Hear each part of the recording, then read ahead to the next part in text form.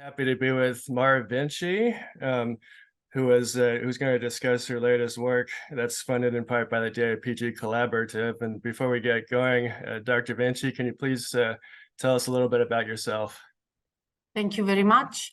It's a pleasure to meet you, Phil.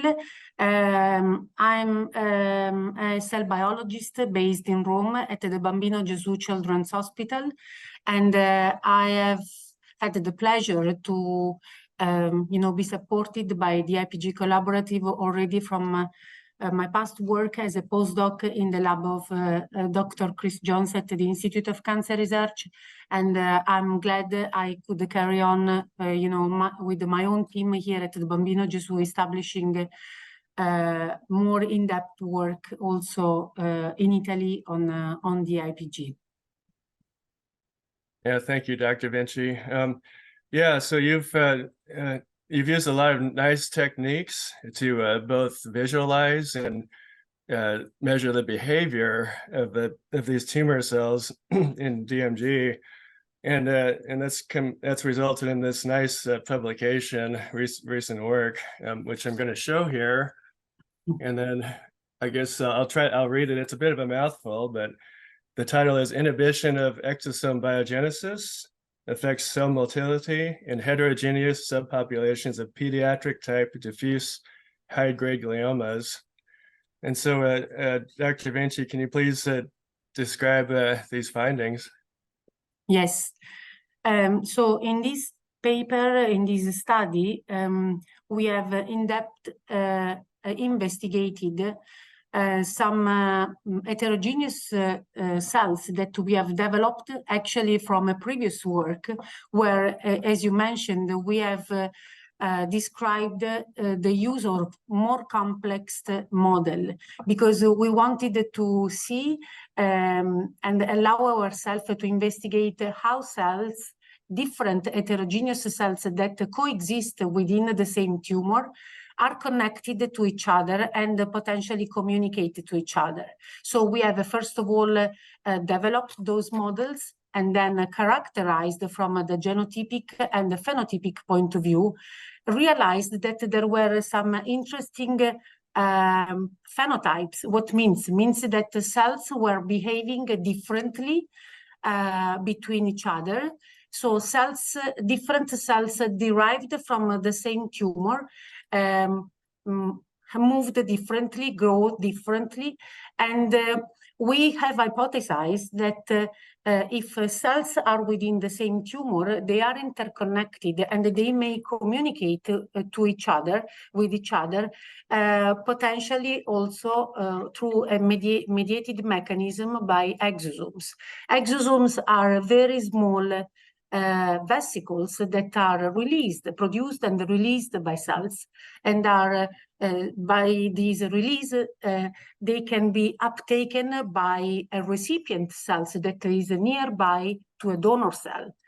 Through these mechanisms, some signaling molecules that are within the donor cell are may be transported and vehicled in the recipient cells. These allow the cell signaling to follow some cascades, and we hypothesize that this mechanism exists within these high-grade gliomas and diffuse midline glioma cells. And in fact, we have demonstrated that inhibiting the biogenesis of and the secretion of these exosomes, we affect the motility of those single cell derived clones, and even more importantly, when the cells are co-cultured together. So we see effect of this inhibitor. We have used a specific inhibitor to affect these to see this phenotype, both when the cells are individually cultured or put together. And we demonstrated in this way that there are some active molecules that are transported within exosomes and that target signaling pathways in the next cells. That's very interesting. Yeah, I think of exosomes as they're tiny little bags, right?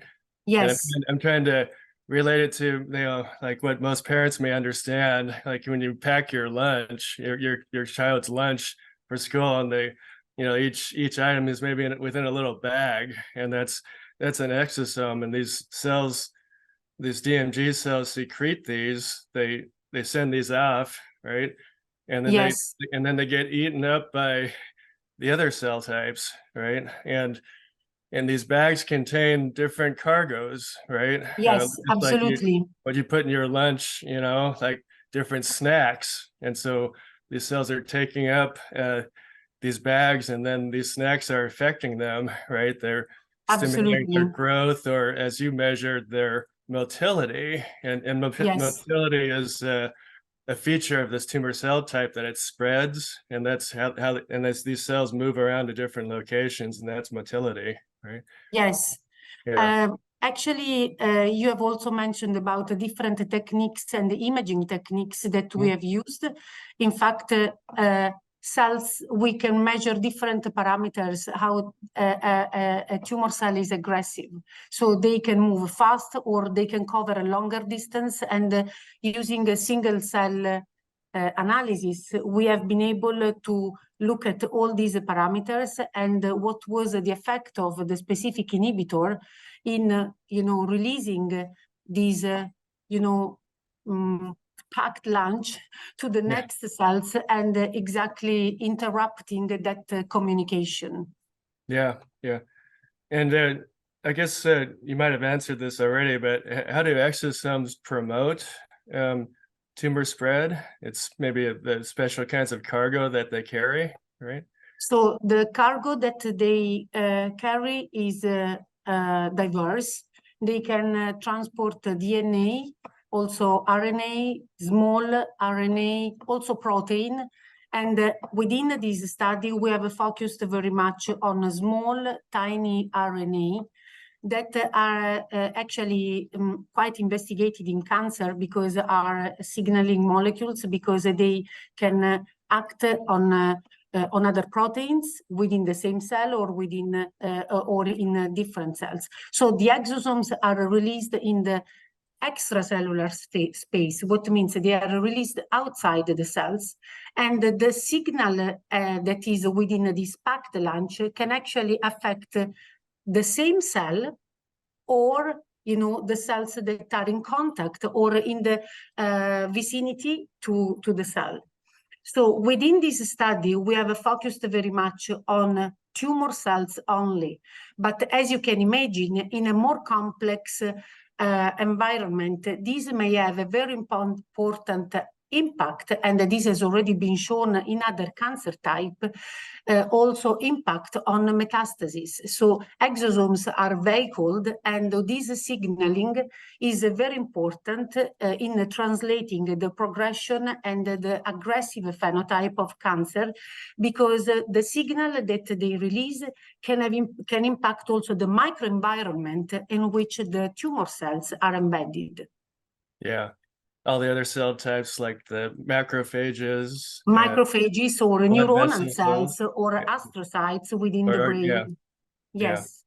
So, of course, we haven't covered this part within this study, but of course, as you can imagine, this could be the next step, of future part of, direction of this study to be investigated. yeah. Yeah, and you also mentioned that you used well, I can call it a drug, right? You used a pharmacological agent to block exosome production, right? To show that the exosomes were behaving in this way, we're stimulating the cells. And could this drug be a potential therapy for DMG?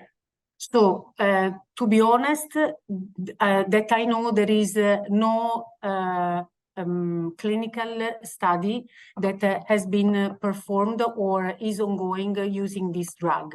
So Yeah. before really saying how can we translate this, we needed to put more bricks on our understanding how this drug function, what is the effect not only in cells in vitro, but also moving in an in vivo mouse model, and then there are also other elements which are also interesting for the study itself.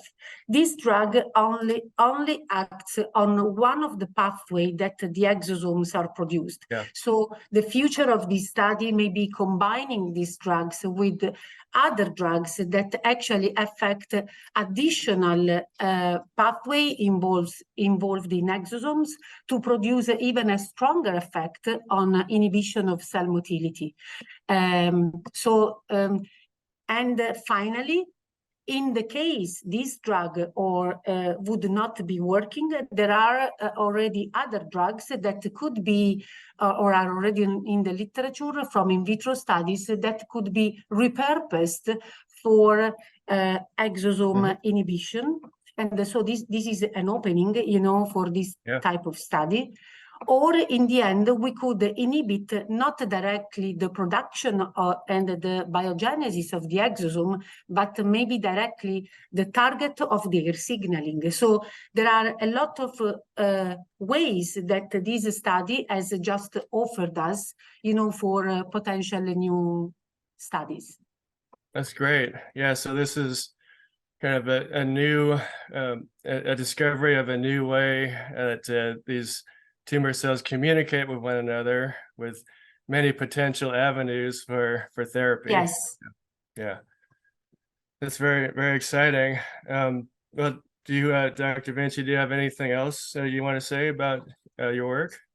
So what I would like to say is, first of all, I would like to thank the DIPG Collaborative because, as very often happen, has a very critical role in supporting studies that may have a risk idea and that are very critical to put the seed, you know, to, as we just discussed, to potential new avenues. And this is really the first thing I would like to underline. The second is that the commitment from my lab and will continue in the future research, following up with this study and also with the other ongoing research that we have on the DIPG.